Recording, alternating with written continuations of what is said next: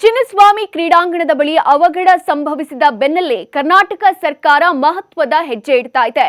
ಕ್ರೀಡೆಗೆ ಹೆಚ್ಚಿನ ಒತ್ತು ನೀಡೋಕೆ ಉದ್ಯಾನ ನಗರಿ ಬೆಂಗಳೂರಲ್ಲಿ ಮತ್ತೊಂದು ಬೃಹತ್ ಕ್ರಿಕೆಟ್ ಸ್ಟೇಡಿಯಂ ತಲೆ ಎತ್ತಲಿದೆ. ಚಿನ್ನಸ್ವಾಮಿ ಕ್ರೀಡಾಂಗಣದ ಬಳಿ ಅವಘಡ ಸಂಭವಿಸಿದ ಬೆನ್ನಲ್ಲೇ ಕರ್ನಾಟಕ ಸರ್ಕಾರ ಮಹತ್ವದ ಹೆಜ್ಜೆ ಇಡ್ತಾ ಇದೆ. ಕ್ರೀಡೆಗೆ ಹೆಚ್ಚಿನ ಒತ್ತು ನೀಡೋಕೆ ಉದ್ಯಾನ ನಗರಿ ಬೆಂಗಳೂರಲ್ಲಿ ಮತ್ತೊಂದು ಬೃಹತ್ ಕ್ರಿಕೆಟ್ ಸ್ಟೇಡಿಯಂ ತಲೆ ಎತ್ತಲಿದೆ.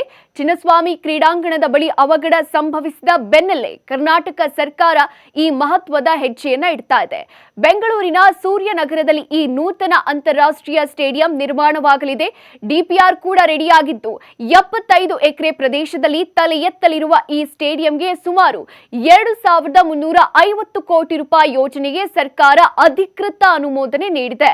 ಸ್ಟೇಡಿಯಂನಲ್ಲಿ ವಿಶ್ವ ದರ್ಜೆಯ ಸೌಲಭ್ಯಗಳಿಗೆ ಆದ್ಯತೆ ನೀಡಲಾಗುತ್ತಿದೆ. ಈ ಬೃಹತ್ ಕ್ರೀಡಾ ಸಂಕೀರ್ಣದಲ್ಲಿ 24 ಒಳಾಂಗಣ, ಹೊರಾಂಗಣ ಕ್ರೀಡಾಂಗಣಗಳು, ಅತ್ಯಾಧುನಿಕ ಜಿಮ್, ತರಬೇತಿ ಕೌಶಲ್ಯಗಳು, ಒಲಿಂಪಿಕ್ ಗಾತ್ರದ ಈಜುಕೊಳ, ಅತಿಥಿ ಗೃಹಗಳು, ಹಾಸ್ಟೆಲ್ಗಳು, ಹೋಟೆಲ್ಗಳು, ಕನ್ವೆನ್ಷನ್ ಹಾಲ್ ಒಳಗೊಂಡಿರುತ್ತೆ.